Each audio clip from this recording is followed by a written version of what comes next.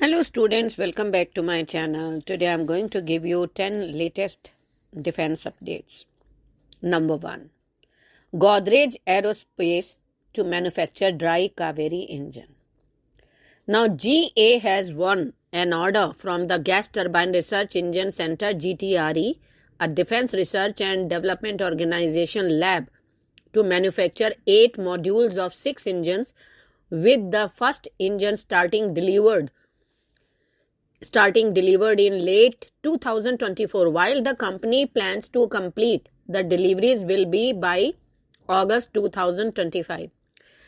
Godrej Aerospace will be manufacturing a dry Kaveri engine that has a 46 kN class of thrust and is being developed to be used on an unmanned stealth strike aircraft platform and also on the unmanned fighter jet program.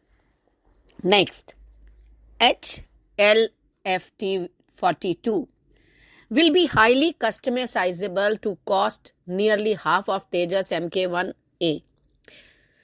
HAL proposed Hindustan lead-in fighter trainer aircraft will come equipped with ESA radar and weapons that can be used as a light fighter trainer, fully combat capable, but also will be highly customizable for an export-oriented market where it will be scalable, interoperable, and configurable as per customers' requirement.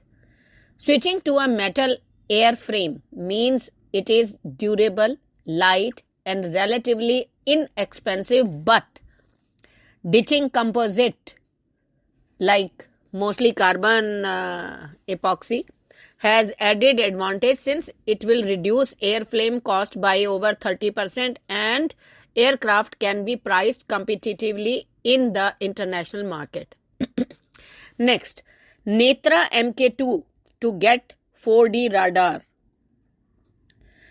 Netra Mk2 airborne early warning and control system Mk2 program that will be mounted on ex-Air India Airbus A321 aircraft will come with 4D active array ESA radar mounted into the dorsal system that is based on the active aperture technology, with 240-degree coverage on 2 radiating apertures on either side of the A321. But the addition of an ESA radar on the nose cone of the aircraft will give additional 30-degree coverage, but likely it will also be equipped with a dual swash plate that will give a detection range of 300-degree coverage.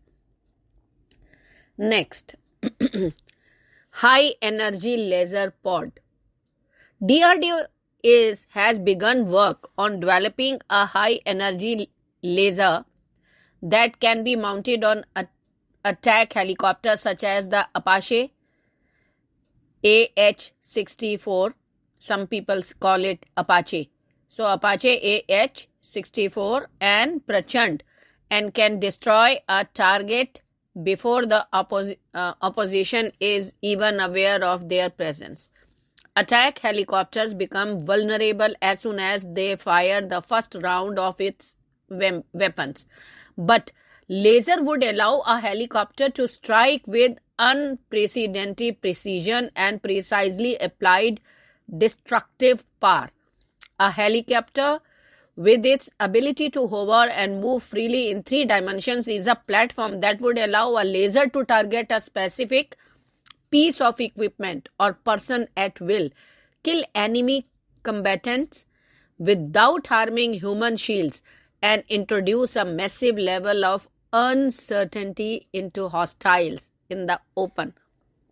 Next, Tejas will have an indigenous engine, says Rajnath Singh ji. On the question of how long India will rely on American engines to power Indian-made LCA Tejas fighter jets, Raksha Mantri Rajnath Singh said at the curtain raiser of the Aero India hosted Bengaluru.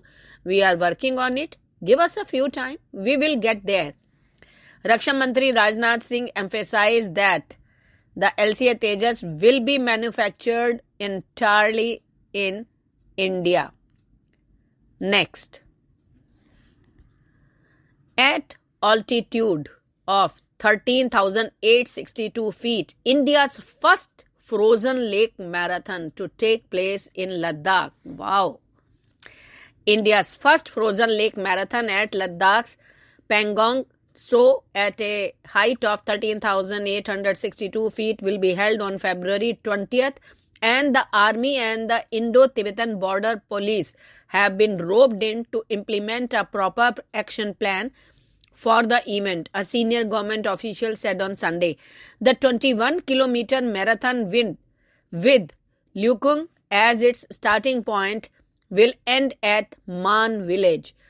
75 selected athletes from India and abroad are participating in the run, giving them an opportunity to make a bid for a Guinness World Record for the world's highest frozen lake marathon, officials said.